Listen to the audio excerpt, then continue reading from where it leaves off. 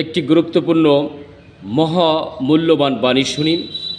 হজরত আহমদ সাউরি রহমাতুল্লাহ আলাইহি বলেন যে ব্যক্তি হেদায়েতের পথে চলে, অর্থাৎ হেদায়েতের অনুসরণ করে, তাহার উপর শান্তি সুনিশ্চিত।